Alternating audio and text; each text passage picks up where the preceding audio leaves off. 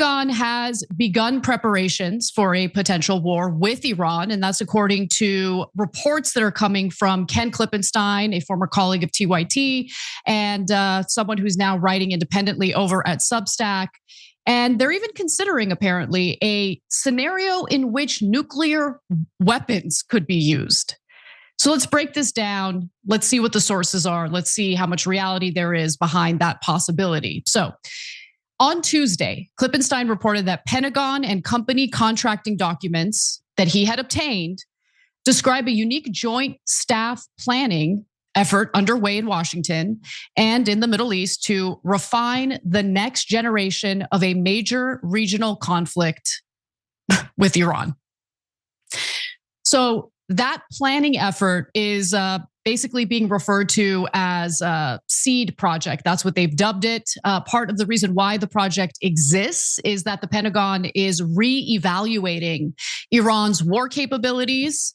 I hope they're taking their time in re-evaluating Iran's war capabilities. I hope they're maybe a little more competent than what we experienced during the Bush administration. But please make no mistake about it. The neocons are back. Okay, they're in charge. Don't let anyone think for a second that the Trump Pentagon is any different from the Bush era Pentagon. Full to the rim, okay, with these neocons who are just salivating for a war with Iran. And they're literally talking about the potential of nuclear weapons. Okay, so let me continue. While the Pentagon is no longer concerned that Iran could launch a ground invasion of their neighboring countries, which should be the most important thing, right? They are worried about the combination of narrow pinprick attacks by proxies, Iran's various covert and influence campaigns, and its use and proliferation of long-range drones and missiles, especially to Russia. So US Central Command, or CENTCOM, is the Pentagon's regional command that oversees the Middle East specifically.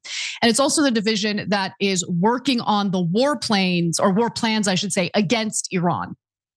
So one document in that plan warns of the distinct possibility of the war escalating outside of the United States government's intention and impacting the rest of the region, demanding a multifaceted approach. And so, according to a retired senior military officer who was actually briefed on these plans, they include the possibility of using nuclear weapons.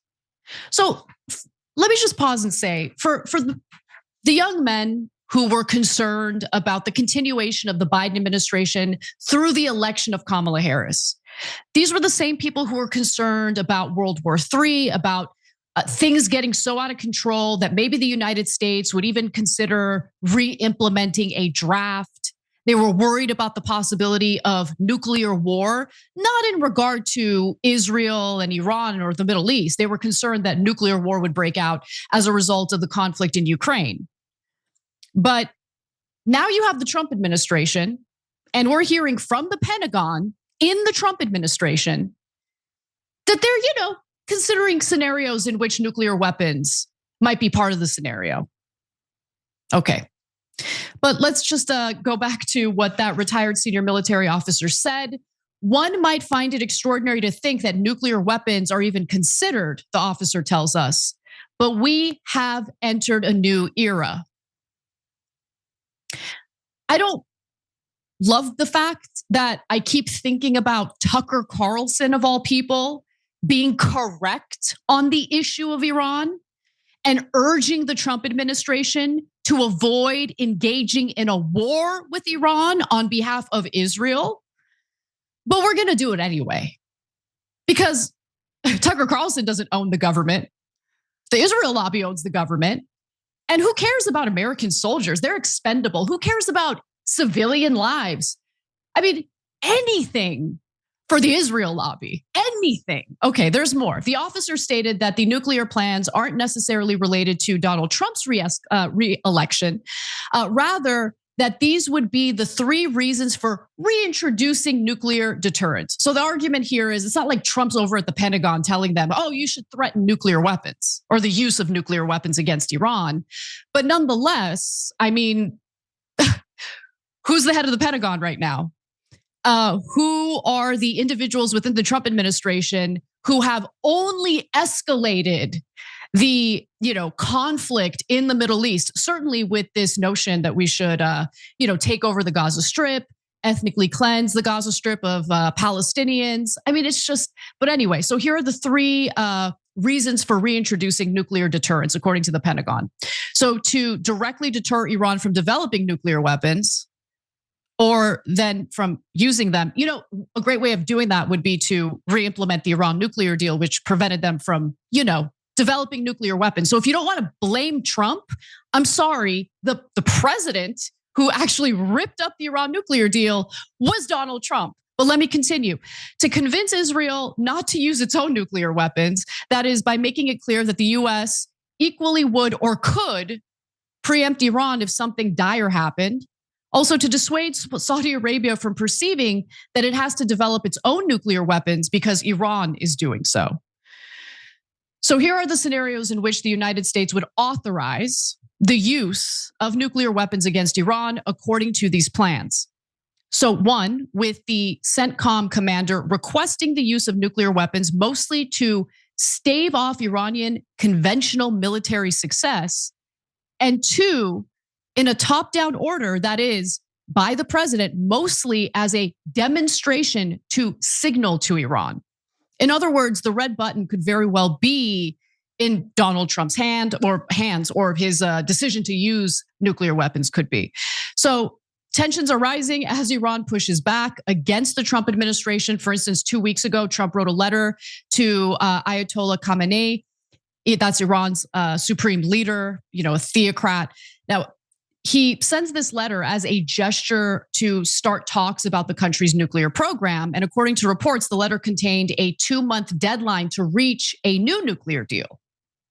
He could have kept the old nuclear deal in place, but Obama negotiated it, and Trump has to reverse anything a Democratic president does, even if the Democratic president actually secured a win. In this case, the Iran nuclear deal was a win, but make no mistake about it.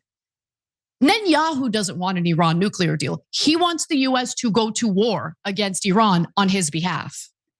And make no mistake, we will do it. I have no doubt at this point that we're going to do it. It's so unhinged and so ridiculous, even as the Pentagon acknowledges that Iran's not looking to do any kind of ground invasion against one of its neighboring countries. I mean, just think about the military capability and the defense capacity that Israel has. I mean, and we're still having a conversation, given what the Pentagon has acknowledged, about doing a war against Iran, engaging in war against Iran. Okay, great. Anyway, so the letter was publicly rejected by both Khamenei and Iran's president. The supreme leader, the Grand Ayatollah, says that the insistence of some bullying governments on negotiations is not to resolve issues. Talks for them are a pathway to have new demands. It is not only about Iran's nuclear issue. And that's not all. So Noor News, an outlet affiliated with Iran's Supreme National Security Council, said there will be no guarantee Iran will not abandon the non-proliferation treaty if Trump and his team keep threatening them. And that's bad news given the state of Iran's nuclear advancements. Although, given the reporter here, Barak Ravid, who seems to just serve as a stenographer, I would kind of take these numbers with a grain of salt. I mean, I would want to find a different way of confirming them. But this is what's being claimed, that Iran's nuclear program has advanced over the past 4 years, and it is closer than ever to producing a nuclear weapon. Its stockpile of 60% enriched uranium is enough for 6 nuclear bombs if enriched to 90%. And that's according to the International Atomic Energy Agency. So look, there's always been a lot of fear mongering about Iran. And that fear mongering tends to, come specifically from the Israeli government that sees Iran as a threat, wants us to use our resources and human lives in order to fight that war on their behalf. And we're going to do it. So I just want to be clear about that. I want to warn you about that. And the mere mention of nuclear weapons playing a role in this is absolutely and utterly disgusting.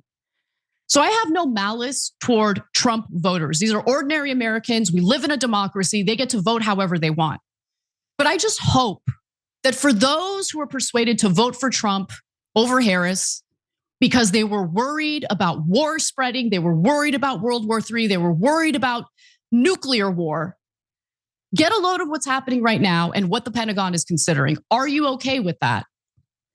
Because if we have any hope in preventing this from happening, it's not going to come from me. It's not going to come from members of the Democratic Party. They're pathetic as it is. It's going to come from rage and anger from Trump's base. And so I'm begging them to really think about what the consequences of this would be for the American people. And make your voices heard, please, because this is insane. Every time you ring the bell below, an angel gets his wings. Totally not true, but it does keep you updated on our live shows. Every time you ring the bell below, an angel gets his wings. Totally not true, but it does keep you updated on our live shows.